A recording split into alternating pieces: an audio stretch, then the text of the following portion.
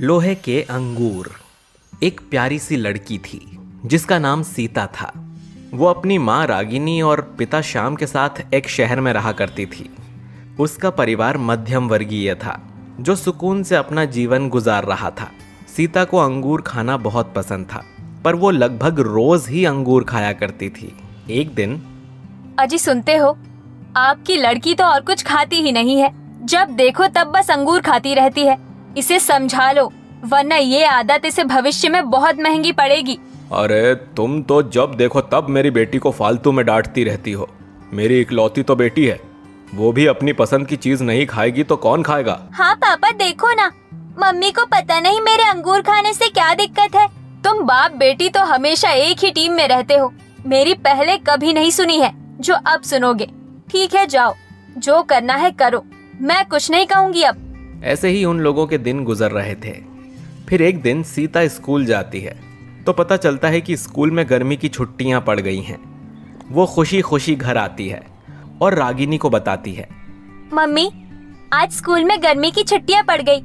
अब मैं summer camp जाऊंगी। यस, मजा आएगा। नहीं, इस बार हम लोग तुम्हारी नानी के घर जाएंगे, गांव। पर आज से पहले तो हम लोग कभी वहाँ गए नहीं।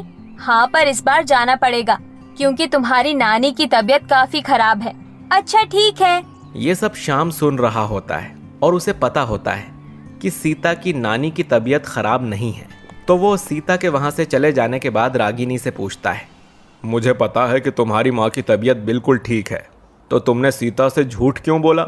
पहले आप वादा करिए कि आप उसे कुछ नहीं बताएंगे और हमें गांव जाने से मना नहीं करेंगे। ठीक है बाबा, वादा, नहीं मना करूँगा और उसे भी कुछ नहीं बताऊँगा। अब बताओ क्या बात है? दरअसल हमारे गांव में अंगूर नहीं मिलते, इसलिए मैं सीता को वहां ले जाना चाहती हूँ ताकि उसकी ये अंगूर खाने की आदत छूट जाए। तुमने तो हद कर दी। अगले ही दिन वो तीनों सीता की नानी के घर के लिए निकल जाते हैं। गांव पहुंचकर, हाँ, आखिर गांव आ गया। कितने साल बाद आना हुआ है यहाँ। गांव की बात ही अलग है। हाँ, ये तो तुमने सही कहा। गांव की तो बात ही अलग है। यहाँ शहर की तरह शोर शराबा नहीं होता, प्रदूषण नहीं होता। यहाँ सुकून ही सुकून है। हम लोग नानी के घर तक कैसे जाएंगे? वहाँ तो कोई टैक्सी भी नहीं दिख रही है। बेटा, ये गांव है, यहाँ टैक्सी नहीं चलती, तांगा चलता है। अभी मिल जाएगा। थोड़ी देर बाद उन लोगों को तांगा मिल जाता है और वो लोग सीता की नानी के घर पहुंच जाते हैं। हाय मेरी बच्ची, मेरी प्यारी सीता, कैसी है तू? मुझे देख, कितना समय गुजर गया। नमस्ते, मैं ठीक हूँ नानी, आप कैसी हो?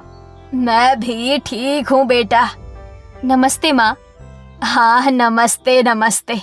जाओ, तुम लोग मुंह हाथ धो लो, मैं चाय बनाती हूँ। वो लोग मुंह धोने चले जाते हैं और सुमन चाय बनाने लगती है। सब लोग बैठकर चाय पीते हैं और तभी सीता को अंगूरों की याद आती है। वो भागती हुई जाती है और अपने बैग में से अंगूर का एक गुच्छा निकाल कर लाती है।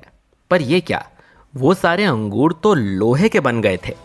ये देखकर सीता हैरान हो जाती है और कहती है, अरे, मैं तो अपने बैग में अंगूर रख कर लाई थी, ये कंचे कहाँ से आ गए?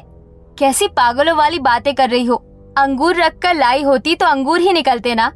कंचे रख कर लाई होगी तभी कंचे निकले हैं। नहीं माँ, मैं तो अंगूर ही रख कर लाई थी, ये पता नहीं कैसे हो गया। सुमन समझ गई थी कि ये क्या हो रहा है, पर उसने ये बात अपने तक ही रखना जरूरी समझा। पर सीता बहुत परेशान हो गई थी क्योंकि उसे हर हाल में अंगूर खाने थे। मम्मी, मुझे अंगूर खाने हैं, मुझे अभी इसी वक्त बाजार लेकर चलो। सीता, फालतू की जिद ना करो, चुपचाप बैठो। सीता, तुम परेशान ना हो, मैं अभी थोड़ी देर में तुम्हें अंगूर दिलवा लाऊंगा। श्याम ने कह तो दिया, पर उसे भी पता था कि यहाँ अंगूर नहीं मिलते। कुछ देर बाद सीता ने जिद पकड़ ली तो शाम को मजबूरन उसे बाजार लेकर जाना पड़ा। पर बाजार में कहीं भी अंगूर नहीं मिले और सबने यही कहा कि यहाँ कोई भी अंगूर नहीं बेचता।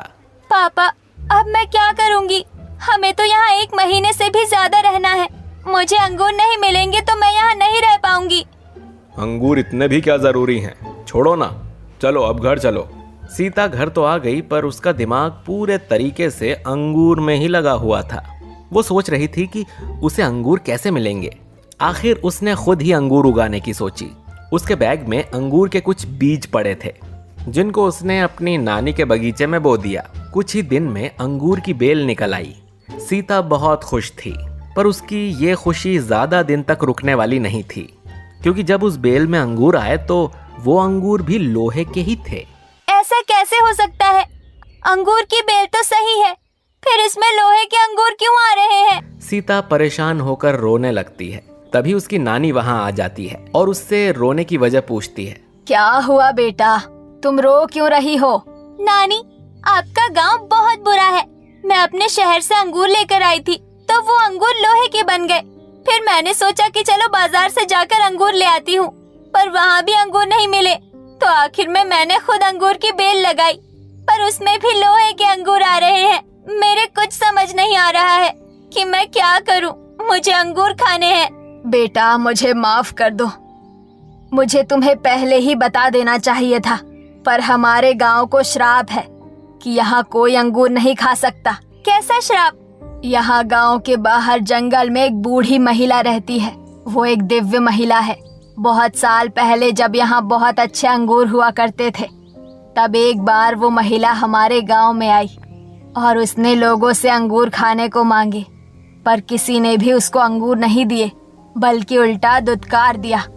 तब उस दिव्य महिला ने इस गांव को श्राप दिया कि यहाँ के लोग कभी अंगूर नहीं खा पाएंगे और यहाँ जो भी अंगूर होंगे वो लोहे के होंगे। सीता यह सब सुनकर परेशान हो गई।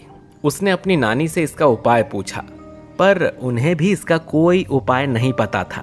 तब सीता ने खुद इस श्राप का उपाय करने की ठानी और वो तांगा पकड़कर पास के गांव चली गई, जहां जाकर उसने बहुत सारे अंगूर लिए। पहले तो उसने खुद वे खाए और फिर बाकी बचे अंगूरों को वो गांव के बाहर जंगल में ले गई।